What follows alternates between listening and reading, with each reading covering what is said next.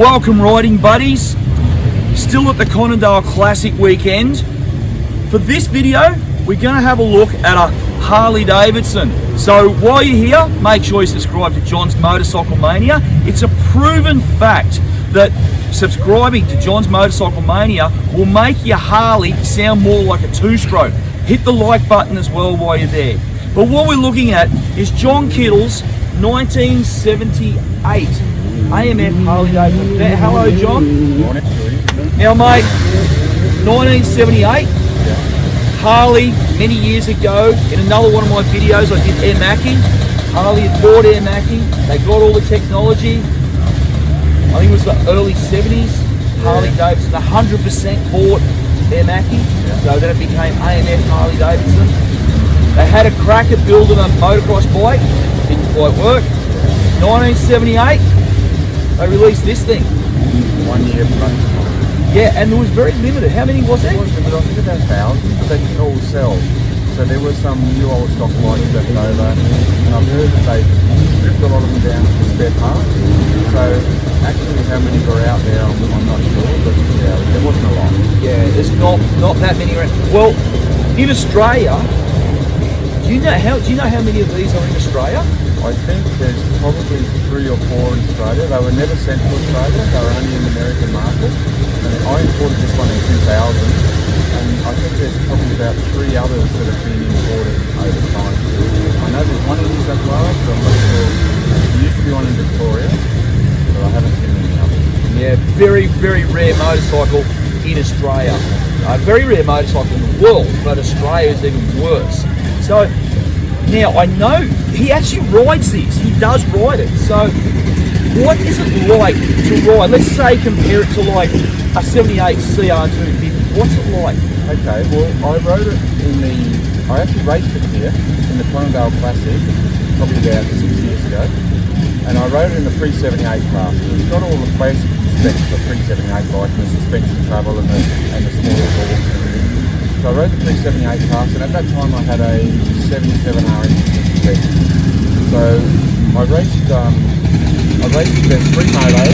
The first 2 motos I got second, and then the guy that was beating me I know quite well, and he was with me by much, so I thought, bugger it, I'm going to ride my Harley in the third moto, and I won the third moto.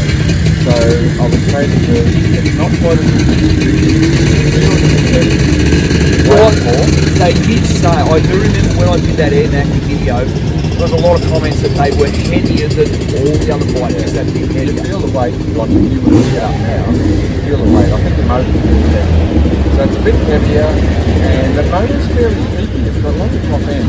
Not much bottom. Oh, okay, so, comes on hard up top. Yeah, and they actually use these engines back in the day in dirt track. You could buy like just an engine in a crate and put it in a dirt track frame. So I think they're fast, but it's lacking a bit of bottom. But you need bottom engine motors. Yes. But actually, to make it a bit better, what I've done with mine, I've lowered the cylinder 1/2 mil. Yep. I moved the base gas and used the sealer to put the 4 pipe in, and then I put a thicker head gasket on, and then bring the compression back to normal. And I lengthened the sting. See, it used to finish there, and I've got the extra length in the silencer, and it's actually giving me some more bottom end, so it's really nice. Smoothed out that little bit. So when you're riding it, what's it handle like compared to say Suzuki, which is the same era? It's similar. They're actually the same front forks, KYB front forks. Oh, okay, KYBs, yep. Yeah, this maybe doesn't turn quite as sharp, but it's similar otherwise, and I put the Fox Air shocks on it, so the rear end's not bad. But yeah, you just feel the extra weight when you hit a series of whoops. It just sort of feels like it's harder. A bit of a rock. Yeah. It just hits a bit harder. It just feels like extra weight when you're hitting stuff and land off jumps. So I had a 78 KTM 250, and jumping on that after riding a jet bike, it was like you might as well have been riding a horse. It was that different. This is not like that. It's different, but it's not that big. It's still in the ballpark. You know, they possibly, if they could have got them released in 76 instead of calling a 78 model, it would have been very competitive against the Yamaha and the Honda and that year. It's not far off. Well, because I know, they didn't. Harley had a lot of issues trying to sell these, but they were trying to sell them through the Harley dealer network, weren't they? Yeah, it's road bike shops basically. So it probably didn't help things. And they had a factory motocross team. What got me interested in the first place was in 76, 77, they had a proper factory team doing the nationals. Yes. Marty bikes and Rex State. And back in the day, I thought, wow, that's cool, and that really opened my eyes up to it. But by the time the production bike was finished, the factory team had deceased. Yeah. So that didn't help the sales either. They needed to do that.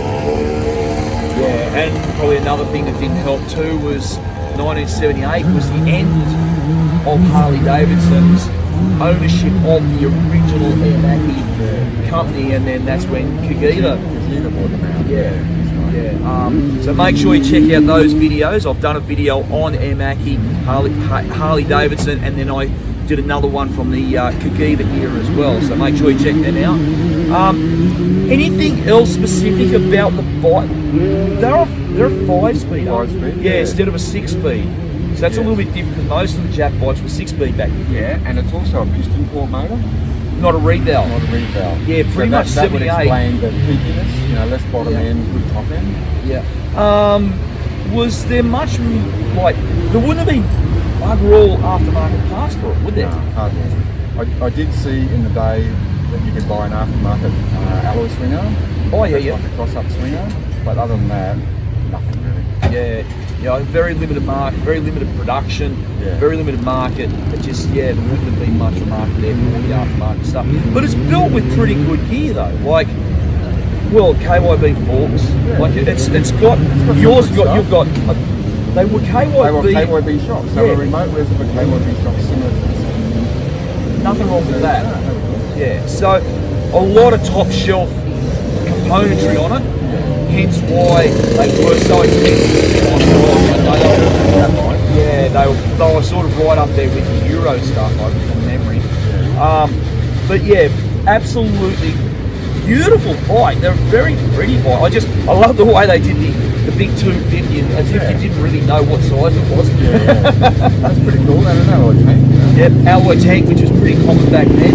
Alloys, some were going fiberglass, steel, plastic. Yeah, so still pretty much up to time and all that sort of stuff. Yeah. Cool.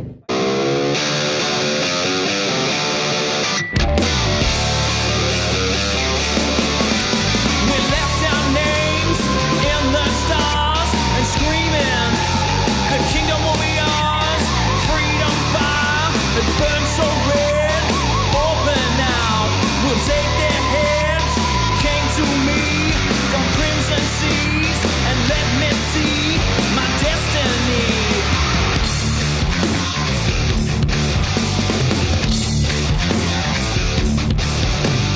Wings of war would fly so free and carry me in ecstasy.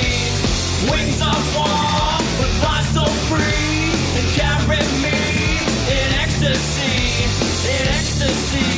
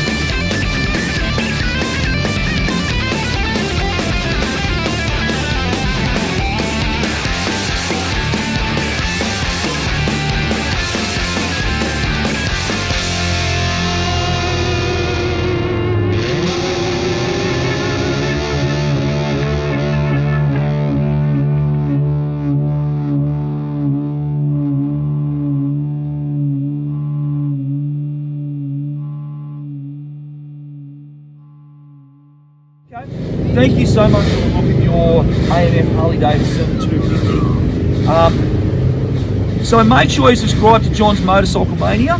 Look through the other videos. We've done a few videos up here at the Conondale Classic weekend for different bikes. There's a really good slideshow there about a heap of bikes that we're here. It's been absolutely awesome. Make sure you subscribe. Thanks for watching, and we'll catch you next time.